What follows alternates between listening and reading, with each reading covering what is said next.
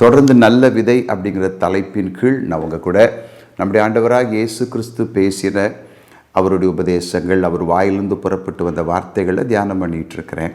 இன்றைக்கு மத்தேயு சுவிசேஷம் 7ஆம் அதிகாரம் 6ஆம் வசனத்தை நம்ம தியானிக்க போகிறோம். நீங்கள் பாருங்கள், இது எல்லாமே நமக்கு பரிச்சயமான தெரிந்த ஒரு வசனம் தான்.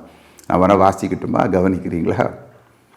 பரிசுத்தமானதை நாய்களுக்கு கொடாதேயுங்கள், உங்கள் முத்துக்களை பன்றிகள் முன் போடாதேயுங்கள், போட்டால் தங்கள் கால்களால் அவைகளை மிதித்து திருப்பி கொண்டு உங்களை பீறி போடும். பல வருடங்களுக்கு முன்பு சென்னை மெரினாவில் நான் சென்றிருந்த போது எனக்கு அங்கே சுவிசேஷம் அறிவிக்கணும், பார்க்குற ஜனங்களுக்கு ஆண்டவரை பற்றி சொல்லலாம் அப்படின்னு சொல்லி ஒரு பஜ்ஜி கடைக்கு போயிருந்தேன். ஒரு பஜ்ஜியை ஒரு பெரியவர் பஜ்ஜி சுட்டு ஜனங்களுக்கு விற்று கொண்டிருந்தார். அவர்கிட்ட போய் பஜ்ஜி வாங்கிட்டு மெல்ல ஆண்டவர் என் வாழ்க்கையில் செய்ததான நன்மைகளை பேச ஆரம்பித்தேன். நான் எவ்வளவு கடன்காரனாக இருந்தேன், இயேசு என் வாழ்க்கையில் எப்பேற்பட்ட அற்புதத்தை செய்தார்னு சொல்லி பேச நான் ஆரம்பித்த போது அவர் உடனே சொன்னார், உங்கள் பேச்சை இங்கே பேசாதீங்க, இது ஆர்எஸ்எஸ் கடை, இது சங்கத்தினால் வைத்து நடத்தப்படுகிற கடை, அதனால் நீங்கள் அமைதியாக போயிருங்க அப்படின்னு சொன்னார்.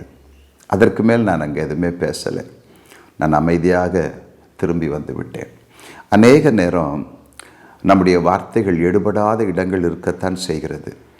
எல்லாரிடத்திலும் விசுவாசம் இல்லை. பவுல் தெசலோனிக்கேயருக்கு எழுதும் பொழுது அந்த 2 தெசலோனிக்கேயர் 3ஆம் அதிகாரம் முதல் 3 வசனங்களை நீங்கள் படித்தீங்கன்னா அவர் சொல்கிறாரு, இந்த உலகத்தில் உள்ள தீமையான ஒரு கைகளிலிருந்து, துன்மார்க்கருடைய கைகளிலிருந்து நாங்கள் விடுவிக்கப்படும்படி எங்களுக்காக வேண்டிக் கொள்ளுங்கள், விசுவாசம் எல்லாரிடத்திலும் இல்லையே அப்படின்னு சொல்கிறத பார்க்குறோம். என்னோட நண்பர் சதீஷ் சென்னையை சேர்ந்தவர். அவருக்கு இப்படி ஒரு வழக்கம் உண்டு. அவர் ரேப்பிடோவில் அந்த ஸ்கூட்ரு ஓட்டிகிட்ருக்காருன்னு நினைக்கிறேன். டெய்லி அவருடைய வேலை என்னென்னா, ஜனங்கள் கூட்டிகிட்டு போய் அவங்கள ட்ராப் பண்ணுறது, அதுதான் அவருக்கு வருமானம். ஒரு மோட்டர் சைக்கிள் வச்சுருக்காரு, அதுதான் அவருடைய வருமானம். அவருடைய வழக்கம் என்ன அப்படின்னா, அப்படி கூட வர்றவங்களுக்கு மெல்ல ஆண்டவரை பற்றி சொல்லுவார். அவங்க பிரச்சனை ஏதாவது இருந்துச்சுன்னா நான் உங்களுக்காக ஜெபிக்கிறேன்னு சொல்லி ஜெபம் பண்ணுவார். அது அவருடைய வழக்கம். இப்போ சமீபத்தில் அவர் என்கூட ஒரு சாட்சியை ஷேர் பண்ணார். சொன்னார், அண்ணே, நேற்று ஒரு தம்பி என்னோட கூட பைக்கில் வந்தார். அவர் ரொம்ப பிரச்சனைகளோடு கூட இருந்தார். பார்த்தாலே தெரிஞ்சிச்சு. நான் விசாரித்தேன், என்னங்க உங்களுக்கு பிரச்சனையா? ஆமாங்க, என் உடம்பும் சரியில்லை, எனக்கு வியாதியும் இருக்குது, மற்ற பிரச்சனைகளும் எனக்கு இருக்குது அப்படின்னு சொன்னார். உடனே நான் சொன்னேன், கர்த்தர் இயேசு உங்களுக்கு சுகம் தருவார். அவர் உண்மையுள்ள தேவனுடைய குமாரன். நான் உங்களுக்காக ஜெபிக்கட்டுமா அப்படின்னு கேட்டேன். அவர் உடனே முகம் மாறி போச்சார். சொன்னார், இல்லைங்க, அப்படிலாம் எனக்கு நீங்கள் ஜெபிக்கலாம் வேண்டாங்க. இல்லைங்க, நான் அட்லீஸ்ட் ஒரு செகண்ட் ஜெபிக்கிறேன் உங்களுக்காக வருந்தி கேட்டேன். இல்லை, நீங்கள் எனக்கெல்லாம் ஒன்றும் ஜெபிக்க வேண்டாம், போதும் அப்படின்னு சொல்லி இறங்கி அவர் போயிட்டார் அப்படின்னு சொல்லி சொன்னார். ஸோ இப்படிப்பட்டவர்கள் இருக்கத்தான் செய்கிறாங்க. ஆண்டவராக இயேசு கிறிஸ்து சொன்னார், பரிசுத்தமானதை நாய்களுக்கு கொடாதேயுங்கள், உங்கள் முத்துக்களை பன்றிகள் முன்பு போடாதேயுங்கள். காரணம், அதனுடைய வேல்யூ அவர்களுக்கு தெரிவதில்லை. கவனிக்கிறீங்களா? அதனுடைய மகத்துவம் அவர்களுக்கு தெரிவதில்லை. ஸோ இது இப்படித்தான் நம்ம இந்த தியானத்தை ஆரம்பிக்கிறோம். ஆனால் இதை நீங்கள் சரியாக கொஞ்சம் ஆழமாக படித்து பார்த்தீங்க அப்படின்னா, ஆண்டவர் நாய்களை குறித்தும் பன்றிகளை குறித்தும் இங்கே ஒப்பிட்டு பேசுகிறதை பார்க்குறோம். நல்லா கவனிச்சுட்டு வாங்க. சாதாரணமாக சுவிசேஷம் என்பது எல்லாருக்கும் அறிவிக்கப்பட வேண்டிய ஒன்று. ஆண்டவராக இயேசு கிறிஸ்து சொன்னார், நீங்கள் உலகெங்கும் போய் சர்வ சிருஷ்டிக்கும் சுவிசேஷத்தை பிரசங்கியுங்கள். எல்லாருக்கும் சொல்லுங்கள். உங்களை ஏற்றுக்கொள்கிறவங்க இருந்தாங்க அப்படின்னா அது நல்லது. உங்களை ஏற்றுக்கொள்ளாதவங்க இருந்தாங்கன்னா நீங்கள் அந்த இடத்துல உங்கள் காலில் உள்ள தூசியை உதறி போட்டுட்டு மற்ற இடத்துக்கு போயிருங்க, வேறு இடத்துக்கு போங்க. ஆனால் சுவிசேஷம் என்பது எல்லாருக்கும் சொல்லப்பட வேண்டும். அதைத்தான் பவுல் ரொம்ப அழகாக விளக்கும் போது என்ன சொல்கிறாருன்னா, எங்களுடைய வார்த்தைகள், எங்களுடைய சுவிசேஷம் எப்படிப்பட்டதாக இருக்குது, அதை ஏற்றுக்கொள்ளுகிறவர்களுக்கு ஜீவ வாசனையாக இருக்குது, அதை ஏற்றுக்கொள்ளாதவர்களுக்கு மரண வாசனையாகி விடுகிறது. அர்த்தம் என்ன? அந்த வார்த்தையை விசுவாசிக்கிறவர்களுக்கு அந்த வார்த்தையே ஜீவனாக மாறுது, அவங்களுக்குள்ள விசுவாசத்தை கொடுக்குது, அவங்களுக்குள்ள நம்பிக்கையை கொண்டு வருது, அவங்களுக்குள்ள நித்திய ஜீவனை கொண்டு வருது.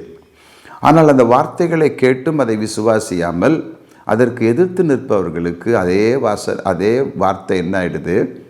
மரண வாசனையாகி விடுகிறது. ஆண்டவராக இயேசு கிறிஸ்து சொன்னார், கடைசி நாளிலே நான் உங்களை நியாயம் தீர்க்க மாட்டேன். நியாயம் தீர்க்கிற அந்த பொறுப்பு யாருடைய கரத்தில் தேவன் கொடுத்திருக்கிறார்னா, தேவகுமாரனுடைய கரத்தில் கொடுத்திருக்கிறார். இயேசு கிறிஸ்து தான் நியாயாதிபதியாக இந்த பூமியை ஒரு நாள் நியாயம் தீர்க்க போகிறார். நல்ல கவனி. ஆனால் ஆண்டவர் என்ன சொல்கிறாங்க? என் வசனமே, நான் உங்களோடு கூட பேசிய வார்த்தைகளே உங்களை நியாயம் தீர்க்கும். கவனிக்கிறீங்களா? அப்போது ஒருவன் சுவிசேஷத்தை கேட்டு அதற்கு எதிர்த்து நிற்கும்போது, அதை விசுவாசியாத போது அந்த வார்த்தையே என்ன ஆயிடுது? அவனுக்கு மரண வாசனையாகி விடுகிறது. நல்லா கவனிச்சுட்டே வாங்க. கொஞ்சம் டீப்பாக இருக்கும், நீங்கள் நல்லா கவனிச்சுட்டே வாங்க. கர்த்தருடைய பிள்ளைகளே, கர்த்தருடைய ஊழியக்காரரே, நீங்கள் நல்லா கவனிச்சுட்டு வாங்க, இந்த வார்த்தைகளை கேட்டுட்டு வாங்க. அப்போது சுவிசேஷம் எல்லாருக்கும் அறிவிக்கப்பட வேண்டும். உலகம் சுவிசேஷமயமாக்கப்பட வேண்டும். அப்போ தான் முடிவு வரும். இந்திய தேசம் முழுவதும் ஆண்டவராக இயேசு கிறிஸ்துவை அறிந்து கொள்ள வேண்டும் என்கிற விருப்பம் நமக்கு இருந்தாலும், கர்த்தர் நமக்கு சொன்னது எல்லாருக்கும் சுவிசேஷத்தை பிரசங்கியுங்கள். அப்படின்னா அர்த்தம், இந்திய தேசம் சுவிசேஷம் மயமாக வேண்டும். எல்லாருக்கும் வார்த்தைகள் போகணும். அவங்க ஏற்றுக்கொள்வதும் ஏற்றுக்கொள்ளாததும் அவங்களுடைய கரத்தில் இருக்குது. தேவனுடைய சித்தம், இரட்சகருடைய சித்தம் என்னென்னா, எல்லாரும் ரட்சிக்கப்படணும்னு தான். அவர் எல்லாருக்காக மரணத்தை ருசி பார்த்தார்னு எபிரேயரில் படிக்கிறோம். எல்லாருக்காக, ஏற்றுக்கொள்ளாதவனுக்காக அவர் மரித்திருக்கிறார், ஏற்றுக்கொண்டவனுக்காகவும் அவர் மரித்திருக்கிறார். For every single human being Jesus Christ our Lord has tasted the pangs of death. அவர் அதன் வேதனையை ருசித்திருக்கிறார். எல்லாருக்காக போட்டிருக்கு, ஒவ்வொரு மனுஷனுக்காக போட்டிருக்கு. சரியா? ஆனால் ஏற்றுக்கொள்ளாதவங்க இருக்கத்தான் செய்கிறாங்க. நாம் சொல்லும்போது நம்ம எதிர்த்து நிற்கிறவங்க இருக்கத்தான் செய்கிறாங்க. இப்போது இந்த வார்த்தையினுடைய ஆழத்துக்குள்ளே நம்ம போகணும் அப்படின்னா, இது ஏன் நான் சொல்கிறேன்னா, சுவிசேஷம் எல்லாருக்கும் பிரசங்கிக்கப்பட வேண்டும். கவனிக்கிறீங்களா? பிரசங்கிக்கப்பட வேண்டும். அவங்க ஏற்றுக்கிட்டாலும் சரி, ஏற்க மறுத்து நம்மை துரத்தி விட்டாலும் சரி, அந்த இடத்துல நம்ம வந்துடப்போம். ஆனால் நாம் எல்லாருக்கும் அதை சொல்ல வேண்டியது நம்மேல் விழுந்த கடமையாக இருக்கிறது. இங்கே அப்போ ஏன் ஆண்டவர் இந்த வார்த்தையை சொன்னாங்க? ஏன் பரிசுத்தமானதை நாய்களுக்கு கொடுக்காதீங்க, உங்கள் முத்துக்களை பன்றிக்கு முன்பு போடாதீங்க? அப்படி அர்த்தம் என்ன அப்படின்னா, கொஞ்சம் அளவை நம்ம பார்த்தா இங்கே நாய்கள் பன்றிகள் ரெண்டுமே ஒரு குறிப்பிட்ட சுபாவத்தை நமக்கு காண்பிக்கக்கூடியதாக இருக்கிறது. கவனிச்சு வரீங்களா? நல்லா கவனிச்சுட்டு வாங்க. ஒரு குறிப்பிட்ட சுபாவத்தை நமக்கு காண்பிக்கக்கூடியதாக இருக்குது. எப்படி, என்ன சுபாவம் அப்படின்னா, 2 பேதுரு 2ஆம் அதிகாரம் 22ஆம் வசனத்தில் பேதுரு இந்த 2 மிருகங்களையும் கையாளுறார். அவருடைய அந்த கடிதத்தில், அந்த எபிசோடில், இந்த நிருபத்தில் ரொம்ப அழகாக சொல்கிறாரு, நாய் கக்கினதை தின்னும், கழுவப்பட்ட பன்றி மீண்டும் போய் சேற்றிலே புரளும். அப்போது இங்கே ஒரு காரியத்தை என்னால் புரிந்து கொள்ள முடிகிறது. கக்கினதை தின்கிற நாய், சேற்றிலே போய் புரளுகிறதான கழுவப்பட்ட பன்றி அப்படின்னா, ஏற்கனவே தேவனுடைய வார்த்தைகளை விசுவாசித்து நம்பி தங்கள் வாழ்க்கையை ஒப்பு கொடுத்து அந்த பரம ஈவை ருசி பார்த்து பரிசுத்த ஆவியை பெற்று இனி வரும் அந்த அந்த உலகத்தினுடைய, அதாவது நித்தியமான வாழ்வை குறித்ததான எல்லாவற்றையும் அறிந்திருந்தும் கூட மீண்டும் மீண்டும் கக்கினதை தின்கிற நாயை போல, கழுவப்பட்ட பன்றி சேற்றிலே விழுந்து புரளுவதைப் போல மீண்டும் பாவத்தினால் ஜெயிக்கப்படுகிறவர்கள். கவனிக்கிறீங்களா? மீண்டும் உலகத்தின் பக்கம் விழுந்து, பிசாசின் பக்கம் விழுந்து, அதுதான் எனக்கு பிரியம், இந்த இச்சை தான் எனக்கு பிரியம், தன்னை பரிசுத்தம் பண்ணின இரத்தத்தை குறித்து அசட்டையாய், தன்னை தூய்மைப்படுத்திய இரட்சகரை குறித்து அசதியாய், இந்த உலகத்தின் இச்சையை மாத்திரமே மனதில் வைத்து என்ன, இந்த உலகத்தை அனுபவிக்கணும், இந்த உலகத்தை அனுபவிக்கணும், இந்த உலகத்தை அனுபவிக்கணும், பாவ சந்தோஷத்தை அனுபவிக்கணும், இந்த உயிரோடு வாழும் வரைக்கும் ஒரு எக்ஸ்ட்ரீமாக இந்த உலகத்தை அனுபவிக்கணும்னு நினைக்கிறவங்களை பற்றி இது எழுதப்பட்டிருக்கோ அப்படிங்கிற ஒரு எண்ணம் வருது. கவனிக்கிறீங்களா? நாய் கக்கினதை தின்னும், வேண்டாம்னு விட்டு வந்த காரியங்களில் மீண்டும் போய் தன்னை தானே விட்டு கொடுப்பது, இது வேண்டாம், இது நல்லதல்ல அப்படின்னு முன்குறித்த காரியங்கள், இது வேண்டாம் அப்படின்னு முடிவு செய்த பிறகு, இந்த வாழ்க்கை வேண்டாம், என்னை இரட்சகரிலிருந்து மீட்டு இருக்கிறார், அவருடைய பரிசுத்தமுள்ள இரத்தம் என்னை கழுவி சுத்திகரித்திருக்கிறது, நான் உலகத்தான் அல்ல, நான் தேவனுடைய பிள்ளை, அவருடைய பரிசுத்தமுள்ள இரத்தத்தால் கழுவப்பட்டிருக்கிறேன், அவர் என்னை வெள்ளியினாலும் பொன்னினாலும் விலை கொடுத்து வாங்காமல் தம்முடைய இரத்தத்தினாலே, தம்முடைய ஜீவனாலே என்னை மீட்டிருக்கிறார். அதனால் அவரை கம்பேர் பண்ணும்போது எனக்கு இது ஒன்றும் இல்லை, இது எனக்கு குப்பையாக இருக்கிறது. இல்லையா? பவுல் சொன்னது போல் குப்பை, அது ஒரு குப்பை, இது எனக்கு குப்பையாக இருக்குது, எனக்கு என் இயேசுதான் முக்கியம், என் இயேசுதான் எல்லாம், நித்திய வாழ்வு தான், என் அப்பா தான் எனக்கு ரட்சிப்பை கொடுத்திருக்கிற விலையேற பெற்ற என் தகப்பனுடைய இரக்கமும் கிருபையும் தான் எனக்கு வேணும்னு நினச்சி இந்த உலகத்துக்கு, அதன் ஆசை இச்சைகளுக்கு நம்மை விட்டு கொடுக்காமல் வாழ்கிற வாழ்க்கை தான் முக்கியம். கவனிக்கிறீங்களா? கவனிக்கிறீங்களா? அதுதான் பிரித்தெடுக்கப்பட்ட வாழ்க்கை, அதுதான் நம்மை உலகத்தார் அல்லன்னு சொல்லுகிற வாழ்க்கை. ஆனால் நாய் கக்கினதை திரும்ப தின்கிறது போல மீண்டும் விட்டுட்டு வந்த பாவத்தை துணிகரமாக செய்யும்போது, துணிகரமாக அதை ருசித்து ருசித்து செய்யும்போது நாம் என்ன செய்கிறோம்? கர்த்தர் நமக்கு கொடுத்ததான அந்த பரிசுத்தமானதை அசுத்தம் என்று எண்ணுகிறோம். கவனிக்கிறீங்களா? ஏன்னா எபிரேயர் ஆக்கியோர் அப்படி தான் சொல்கிறாரு. உங்களை பரிசுத்தம் பண்ணின ரத்தத்தை நீங்கள் அசுத்தம்னு நினைக்கிறீங்களா?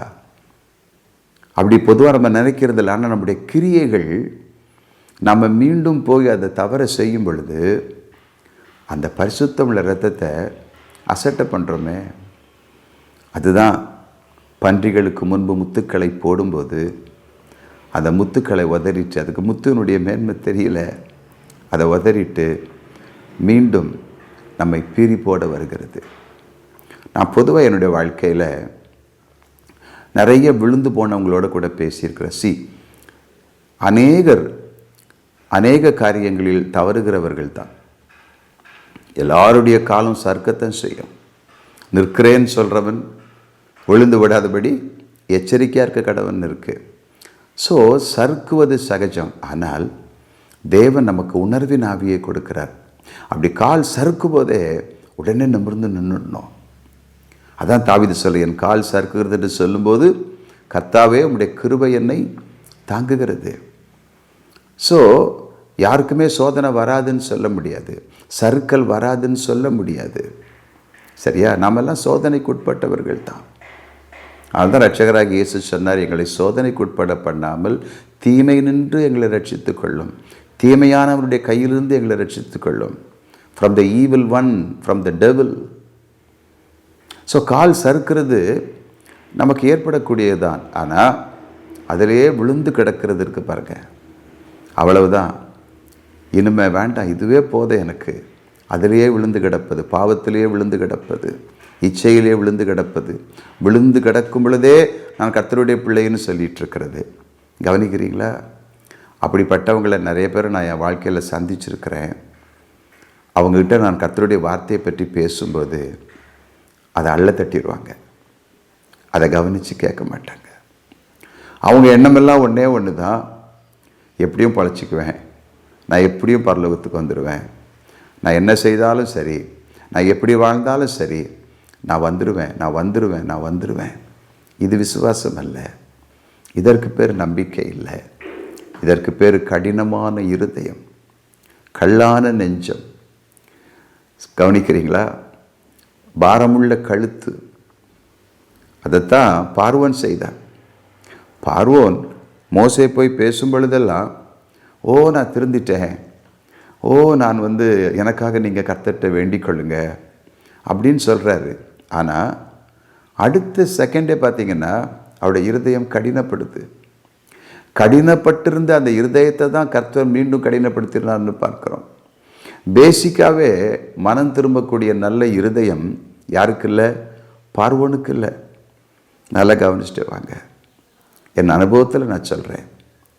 இப்படி பின்மாற்றத்தில் விழுந்து மீண்டும் பாவத்திலேயே உழன்று கொண்டு வெளியே வருவதற்கு மனமே இல்லாதவங்ககிட்ட போய் பரிசுத்தமானதை நம்ம பேசும்போது, முத்துக்களை கொண்டு போய் போடும்போது, கர்த்தருடைய வார்த்தைகளை கொண்டு போய் சொல்லும்போது, அநேக நேரம் அவங்க முகத்தில் உணர்வே இல்லை.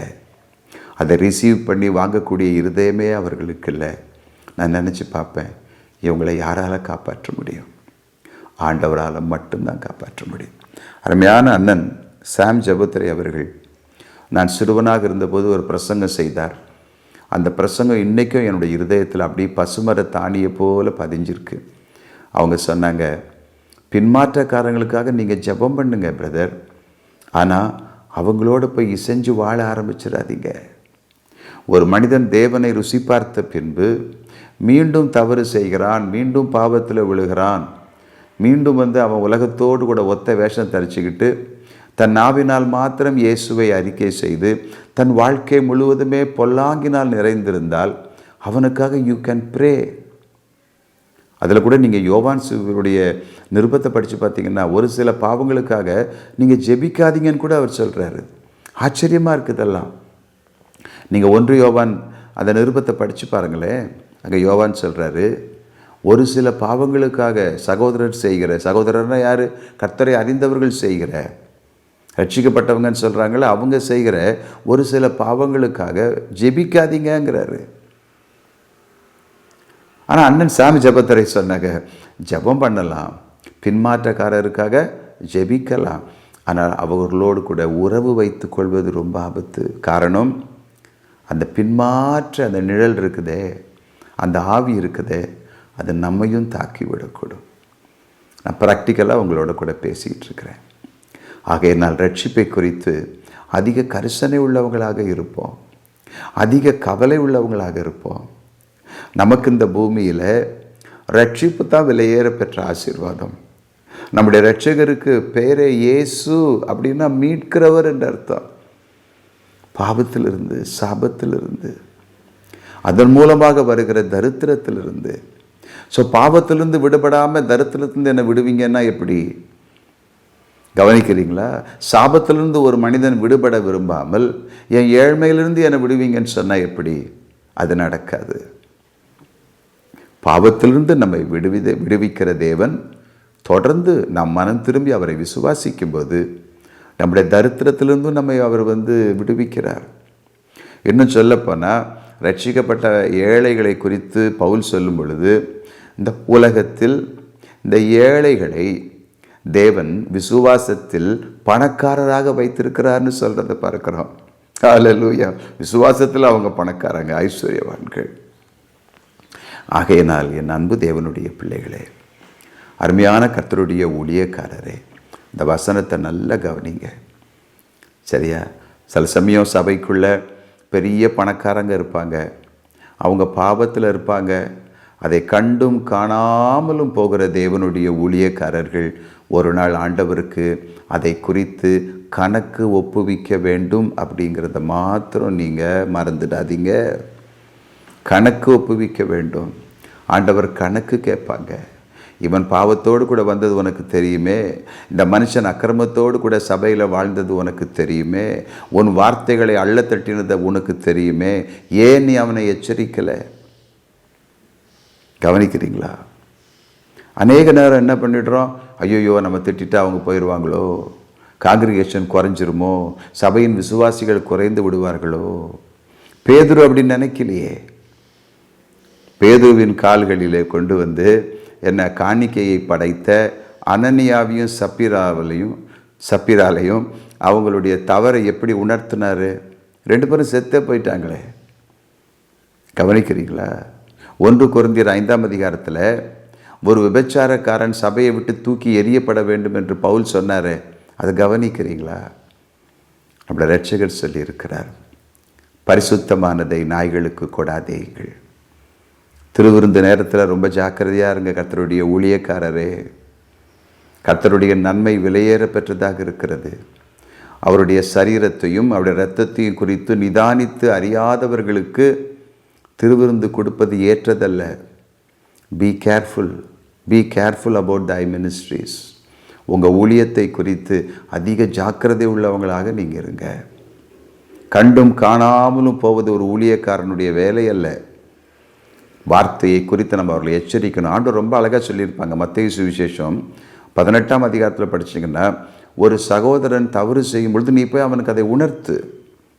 அவன் திருந்தலையா, இன்னும் 2 பேரை கூட்டிகிட்டு போய் அவனுக்கு உணர்த்து. அதுலேயும் திருந்தலையா, சபையில் கொண்டு வந்து அதை தெரிவி. சபை அவனுக்கு அதை சொல்லட்டும். அப்படியும் அவன் அதை கேட்கலையா, அவன் உனக்கு அந்நியனாகவே போகட்டுமே. கர்த்தர் சொன்னது தான். படித்து பாருங்கள் இந்த வசனத்தெல்லாம். ஆகையினால் என் அன்பு தேவனுடைய பிள்ளைகளே, ஒருவேளை இன்றைக்கு நீங்கள் உங்கள் இருதயம் கடினப்பட்டு கர்த்தருடைய வார்த்தை உங்களுக்கு ஒரு பொருட்டாகவே நினைக்க முடியாத சூழ்நிலை இருக்கிறீங்கன்னா ஆபத்து இருக்குது. நல்லா கவனிங்க. ஒரு சிலர்கிட்ட நான் போய் பேசும்போது, வார்த்தையை பற்றி பேசும்போது அப்படியே கூலாக அதை கவனிக்காமல் போயிடுவாங்க. எனக்கு தெரிந்த ஒரு நண்பர் பயங்கரமான பாவத்தில் இருந்தார். நான் சொன்னேன், கர்த்தர் தரிசனம் கொடுக்குறாங்கப்பா, நீ இப்படிப்பட்ட பாவத்தில் இருக்கிற. அதை கண்டுக்காத மாதிரி போயிட்டான் அந்த வார்த்தையை. அதனால் அப்படிப்பட்ட இருதயம் இருந்தால் இன்றைக்கி மனம் திரும்புங்க. கர்த்தருடைய ஊழியக்காரரே, எச்சரிக்க வேண்டியவங்களுக்கு எச்சரிப்பை தைரியமாக கொடுங்க. நம்மை போஷிக்கிறது ஆண்டவர் தான். காங்கிரிகேஷனை பற்றி நமக்கு கவலை இல்லை. மனுஷருக்கு பிரியமாக பேசாமல் நம்மை அழைத்தவருக்கு பிரியமாக பேசுவோம். கர்த்தர் நம்மை ஆசீர்வதிப்பார். ஜெபிக்கலாமா? பரிசுத்தமுள்ள எங்கள் பரம தகப்பனே, இன்றைக்கு எங்களோடு பேசிய இந்த வார்த்தைகளுக்காக நன்றி சொல்லுகிறோம். இனிமையான வார்த்தைகள், ஜீவனுள்ள வார்த்தைகள். இதன்படி வாழ எங்களுக்கு கிருபை செய்தருளும். இரட்சகர் இயேசுவின் நாமத்தில் ஜெபிக்கிறோம் எங்கள் நல்ல பிதாவே. ஆமேன், ஆமேன். So God bless you. Bye-bye.